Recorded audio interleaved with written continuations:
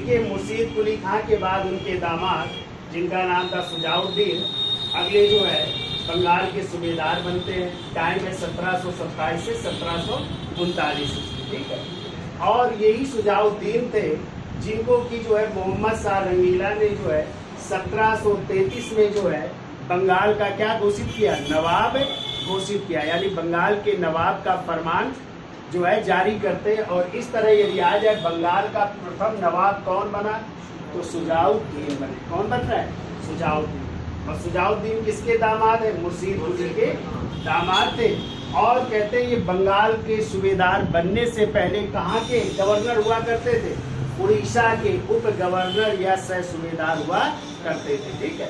अगला पॉइंट देखो 1733 ईस्वी में 1733 ईस्वी में शुजाउद्दीन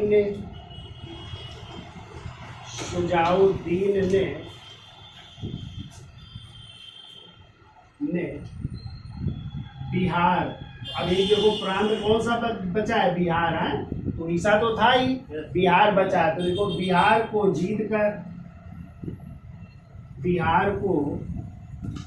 जीत कर अपने साम्राज्य में मिला लिया, या बंगाल में मिला लिया, अपने साम्राज्य में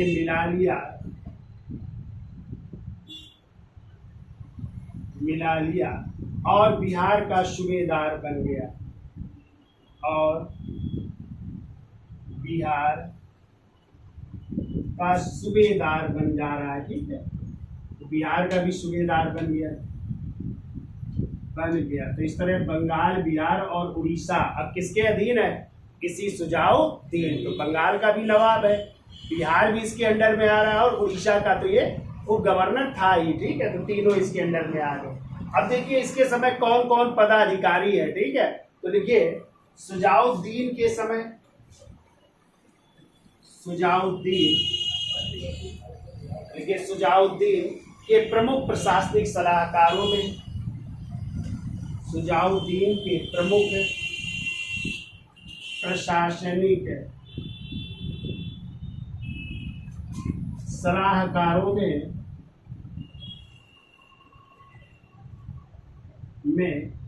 एक साहूकार थे जिनका नाम था, देखो जगत सेठ साहूकार,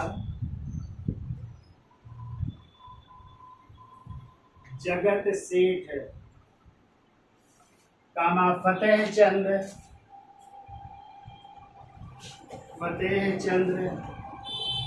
कामा अली मोहम्मद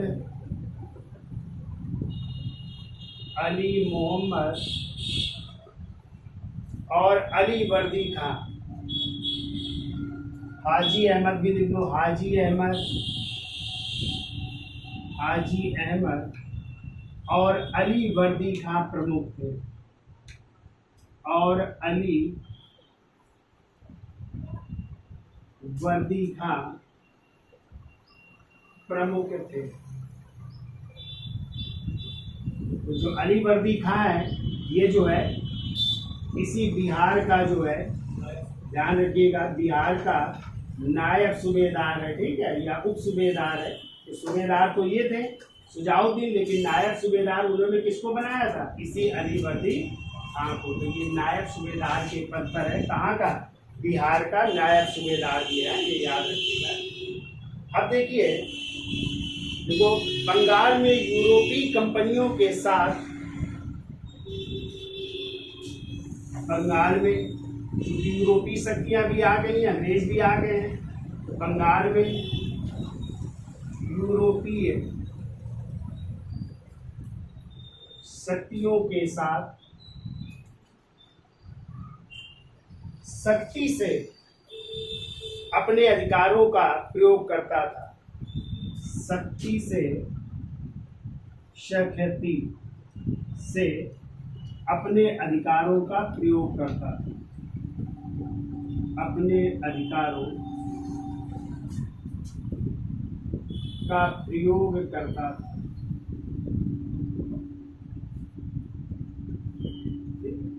क्योंकि उसी समय आपको पता है सप्तवर्षीय युद्ध भी छिड़ जाएगा अंग्रेजों और फ्रांसीसियों के बीच यूरोप में। और इधर कर्नाटक की गद्दी को लेकर भी हम चर्चा करेंगे कि कर्नाटक की गद्दी को लेकर भी अंग्रेजों और फ्रांसीसियों के बीच युद्ध होंगे। और दोनों कहते हैं, अंग्रेज जो है कलकत्ता की किलेदारी करना चाहते थे और फ्रांसीसी जो है चंद्रनगर की किलेदारी करना चाहते थे। उनका इन्होंने क्या किया, विरोध कि कोई भी किले की जो है किलेबंदी नहीं करेगा, ठीक है। इस कारण थोड़ा सख्ती से प्रयोग आता था। अब जो है 1739 में इसकी जब मृत्यु हो गई, तो इसके बाद इसका बेटा अगला जो है बंगाल का नवाब बनता है और उसका नाम है सरफराज खां। क्या नाम है? सरफराज खां। और इसी सरफराज खां को यही जो है जो बिहार का क्या है नायब सूबेदार अली वर्दी खान ने एक युद्ध होगा 1740 में, गिरिया का युद्ध। कौन सा युद्ध? और इसी गिरिया के युद्ध में सरफराज खां की हत्या करके अगला बंगाल का नवाब कौन बनेगा? अली वर्दी खां। तो 2 लाइनों में आपको लिखना है सरफराज खां के बारे में, ठीक है। तो इसका स्क्रीनशॉट ले लो, फिर हेडिंग डाल दीजिए सरफराज खां। हाँ सर, तो देखिए सुजाउद्दीन के बाद जो है उनका पुत्र कौन? सरफराज खां अगला जो है बंगाल का नवाब बना। टाइम है 1739 से 40। कितने साल के लिए? 1 साल। कौन सी उपाधि धारण की? आलम उद दौला हैदर जंग की इसकी उपाधि धारण की। अब देखो युद्ध हो रहा है जो आपको याद रखना है 10 मार्च 1740 ईस्वी को। कौन सा युद्ध? गिरिया का युद्ध। कौन सा युद्ध? और उसी का जो है सूबेदार कहाँ का? बिहार का नायब सूबेदार अली वर्दी खान ने जो है गिरिया के युद्ध में किसको? सरफराज खां को पराजित करके अगला जो है बंगाल का क्या बन जाएगा? नवाब बनेगा, ठीक है। तो पिता का नाम क्या है इनके? तो इनको पिता का नाम है सुजाउद्दीन। किसका बेटा था ये? सुजाउद्दीन का पिता का नाम है सुजाउद्दीन, ठीक है। अब युद्ध कब हो रहा है देखो, तो देखो 10 मार्च 1740 ईस्वी। कौन से युद्ध में? गिरिया के युद्ध में।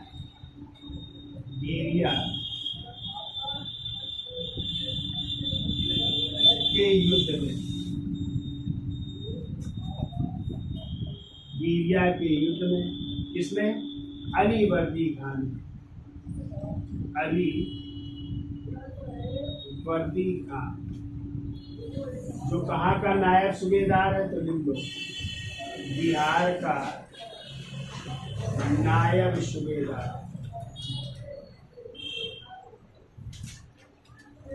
अली वर्दी खान ने सरफराज खां को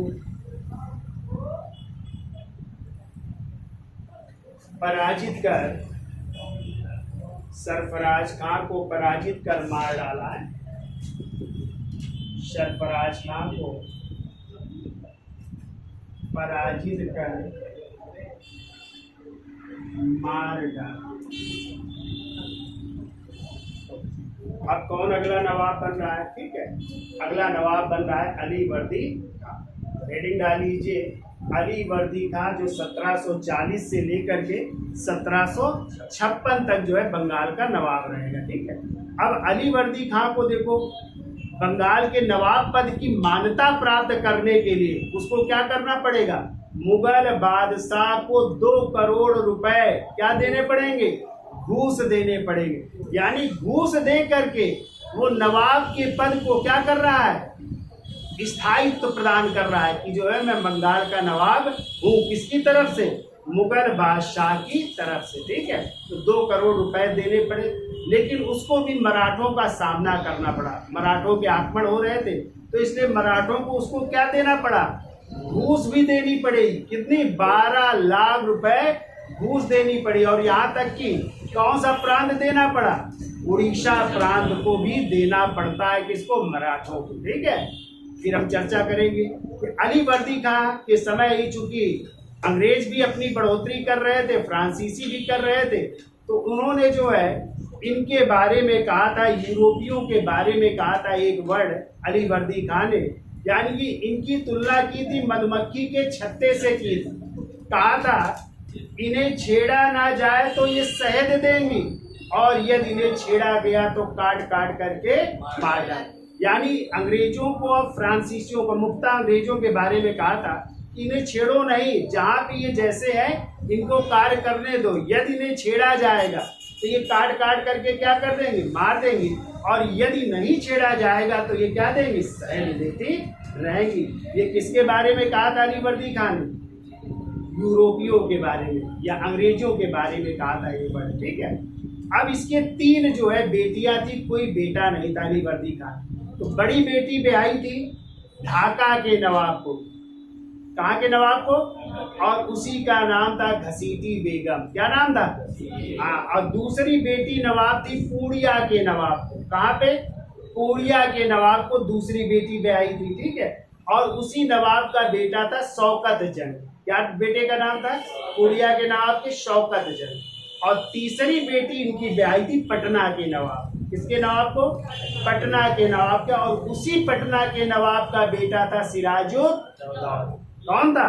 सिराजुद्दौला। तो कहते हैं जब अलीवर्दी खां बीमार हुए तो उन्होंने अपनी छोटी बेटी के बेटे, और छोटी बेटी कौन है? जो पटना के नवाब को ब्याही, और उन्हीं का बेटा कौन है? सिराजुद्दौला।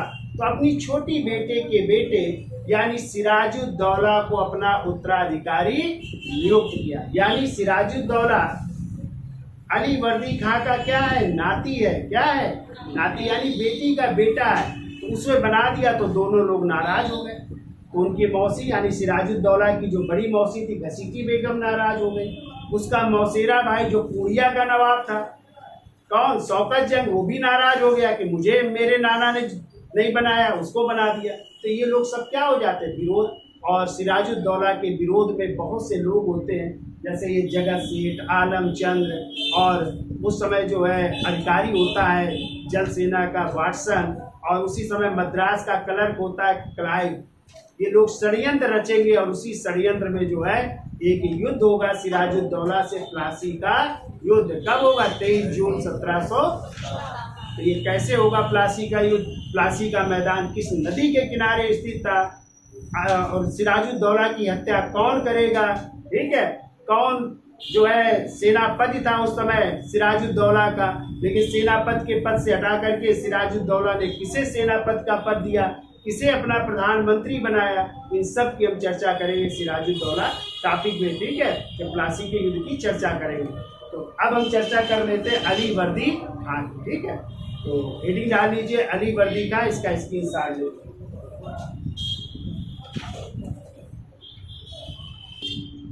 तो देखिए सरफराज खान की हत्या 1740 में किस युद्ध में? गिरिया के युद्ध में करने के बाद अलीवर्दी खान जो है बंगाल का अगला नवाब बनता है। टाइम है 1740 से 1756। और मूल नाम क्या था इसका? मिर्जा मोहम्मद खान। और ये कहाँ का जो है नायब सूबेदार था? तो लिख लीजिए नायब सूबेदार, यानी नवाब बनने से पहले कहाँ का? बिहार का, बिहार का नायब सूबेदार था, ठीक है। अब इसने जो है लिखिए अगला पॉइंट, देखो अलीवर्दी खान ने, अलीवर्दी खान ने नवाब के पद को स्थायी बनाए रखने के लिए, नवाब के पद को स्थायी बनाए रखने के लिए, स्थायी बनाए रखने के लिए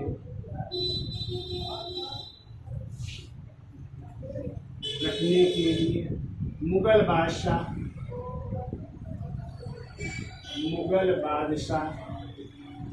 मोहम्मद शाह रंगीला को, मोहम्मद शाह रंगीला को कितने करोड़ की? 2 करोड़ रुपए की घूस दी है। घूस का मतलब समझते हो?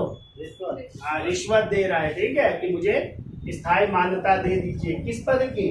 नवाब पद की। और इस तरह ये 2 करोड़ रुपए घूस के बदले उसे स्थायी नवाब की मान्यता प्राप्त हो रही। ठीक है, अब देखिए इसी समय मराठाओं का आक्रमण हो रहा है और मराठा उस समय नेता थे रघुजी भोसले का नाम सुना? तो रघुजी भोसले से ये संधि कर रहे हैं अलीवर्दी का, और संधि के परिणाम स्वरूप जो है 12 लाख रुपए उड़ीसा का प्रांत और चौथ वसूलने का अधिकार किसको दिया जा रहा है? मराठों को प्रदान कर रहे हैं। कौन? यही अलीवर्दी खां। तो लिखिए अगला पॉइंट, अलीवर्दी खां के समय, अलीवर्दी खां के समय 1751 ईस्वी में मराठा सरदार रघुजी भोसले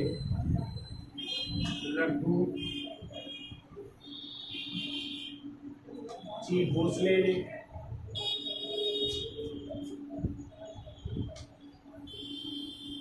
इससे संधि की, इससे यानी अलीवर्दी खां से इससे संधि की,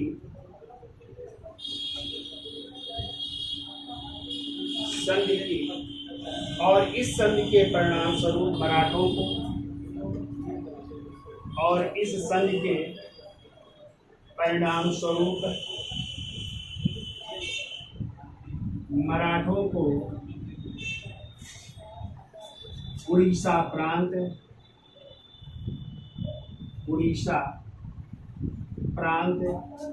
एवं 12 लाख रुपए, उड़ीसा प्रांत एवं 12 लाख रुपए वार्षिक चौथ देना स्वीकार किया। वार्षिक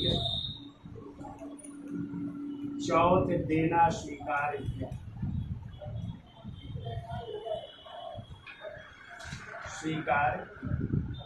उड़ीसा प्रांत भी दे रहे हैं और 12 लाख रुपए चौथ भी देना स्वीकार कर रहे हैं। कौन? अलीवर्दी खां। ठीक है, अगला पॉइंट लिखो। देखो अलीवर्दी खां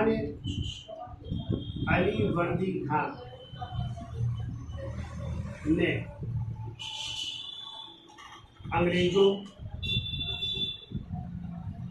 अंग्रेजों को कलकत्ता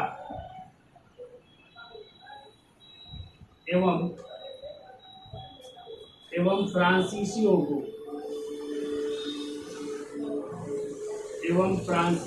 को चंद्रनगर की, क्योंकि चंद्रनगर इलाका फ्रांसीसियों का था, तो चंद्रनगर की किलेबंदी करने नहीं दी।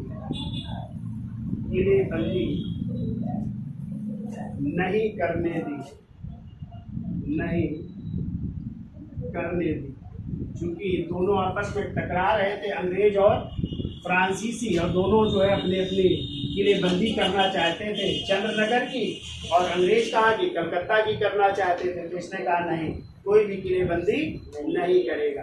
और अंग्रेजों के बारे में क्या कह रहे हैं, तो इसका स्क्रीनशॉट ले लो, आगे चलते हैं। अलीवर्दी खान ने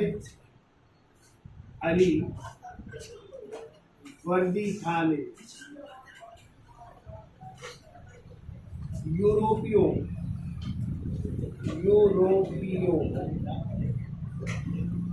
पोस्ट में लिखिए ना, अंग्रेज है वो बता, अंग्रेजों के बारे में कहा यूरोपियों की तुलना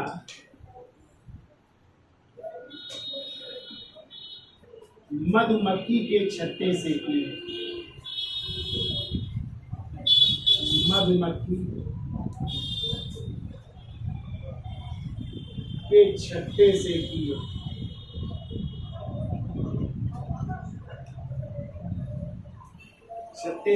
है, और कहा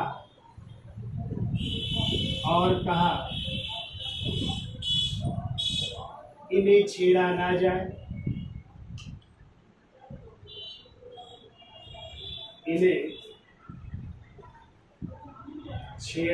जाए, तो शहद देंगी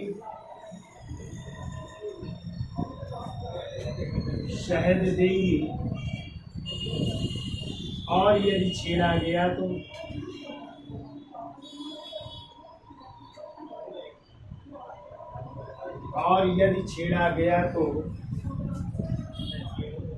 काट काट कर मार डालेंगे, काट काट कर मार डालेंगे। तो याद हो जाएगा ये किसका कोटेशन है? अलीवर्दी। हाँ, किसके बारे में है? यूरोपीय या अंग्रेजों के बारे में है। ठीक है, क्लियर। अब देखो, देखिए अगला पॉइंट, अलीवर्दी खां के 3 पुत्रियां थी। अलीवर्दी खां के 3 पुत्रियां थी। कौन थी? देखो, बड़ी बेटी जिनका नाम था घसीटी बेगम।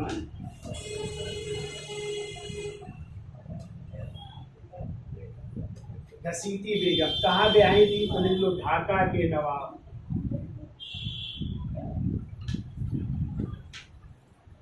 तो ढाका के नवाब थे नवाजिश मोहम्मद के साथ। है, लिख लो, नवाजिश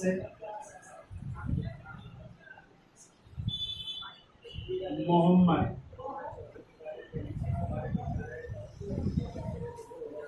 के साथ ब्याही थी। ठीक है।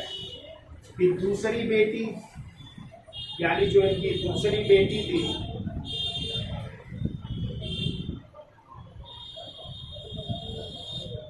उनका नाम था मायमुना बेगम। मायमुना बेगम ये ब्याही थी पूर्णिया के नवाब को। पूर्णिया के नवाब, और पूर्णिया के नवाब थे उस समय दौलत जंग। है, दौलत जंग। और इन्हीं का पुत्र था, लिख लो। हाँ, इनका जो पुत्र था वो था शौकत जंग। पुत्र लिख लो, शौकत जंग। पुत्र है शौकत जंग। और तीसरी बेटी लिखो, अमीना बेगम। तीसरी बेटी का नाम था अमीना बेगम नाम था। अमीना बेगम। और ये ब्याही थी पटना के नवाब।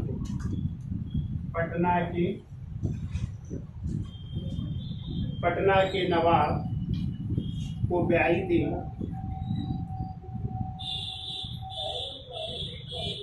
जुनैद अहमद खां को। लो, अजीजुद्दीन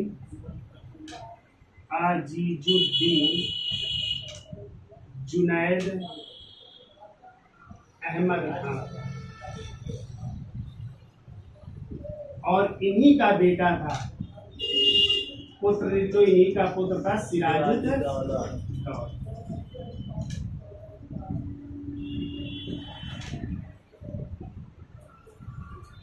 तो याद हो जाएंगे तीनों बेटियां। बड़ी बेटी क्या नाम था? घसीटी बेगम। किसके साथ ब्याही थी? ढाका के नवाब नवाजिश मोहम्मद के साथ विवाह हुआ था। ठीक है। दूसरी बेटी थी मायमुना बेगम, जो किसको ब्याही थी? पूर्णिया के नवाब दौलत जंग। और इन्हीं का बेटा कौन है? शौकत जंग। तीसरी जो बेटी अमीना बेगम नाम था, वो पटना के नवाब जिनका नाम था अजीजुद्दीन जुनैद अहमद खां, और उन्हीं का बेटा है सिराजुद्दौला। तो कहते हैं कि अलीवर्दी खां के जीवन काल में जो तीनों दामाद थे, तो तीनों दामादों की मृत्यु हो चुकी थी।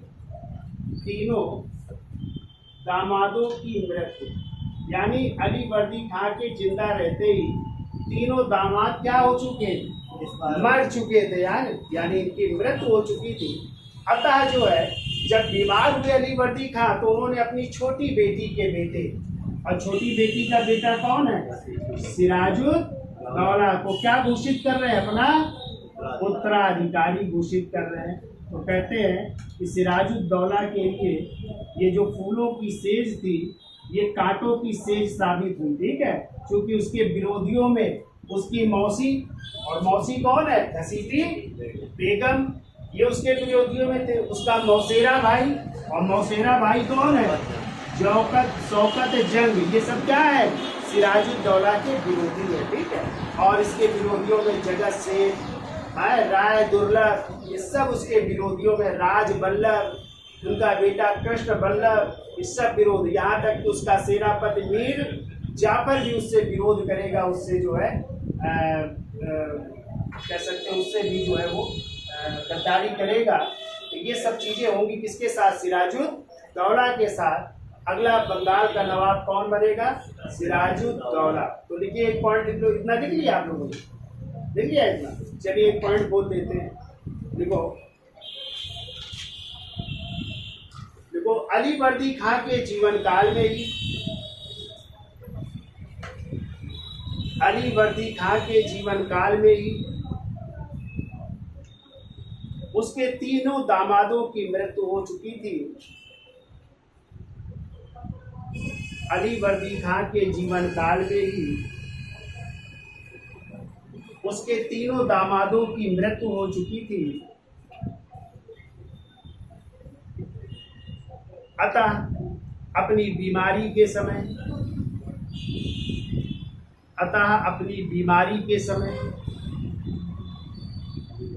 अपनी सबसे छोटी पुत्री के पुत्र, अपनी बीमारी के समय अपनी सबसे छोटी पुत्री के पुत्र सिराजुद्दौला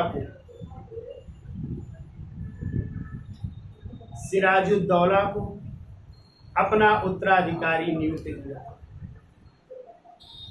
अपनी सबसे छोटी पुत्री के पुत्र सिराजुद्दौला को अपना उत्तराधिकारी नियुक्त किया,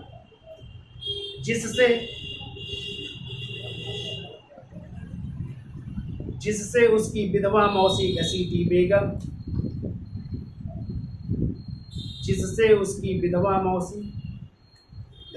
बेगम, उसका मौसेरा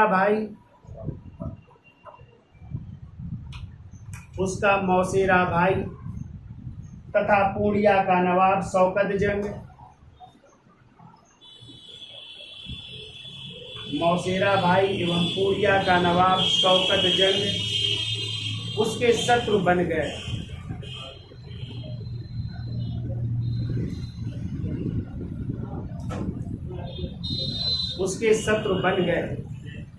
अतः सिराजुद्दौला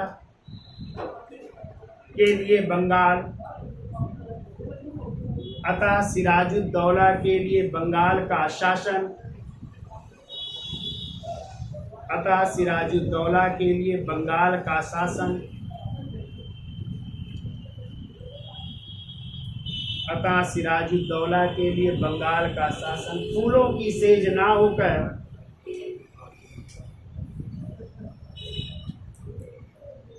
बंगाल का शासन फूलों की सेज ना होकर कांटों की सेज साबित हुई।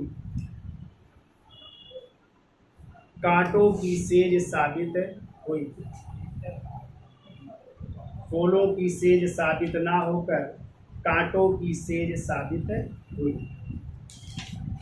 हेडिंग डाल लीजिए अब सिराजुद्दौला 1756 से 1757। देखिए एक साल के लिए नवाब बनेगा और इन एक साल में वो क्या करेगा, उसका किसका नाम बदल करके वो अलीनगर रखेगा। कब अलीनगर की संधि होगी और इसी के समय एक घटना घटित होगी, ब्लैक होल ट्रेजेडी। सुना है काल कोठरी की घटना, ब्लैक होल ट्रेजेडी, जिसमें उसने 146 लोगों को बंदी बनाकर एक कोठरी में बंद कर दिया गया था।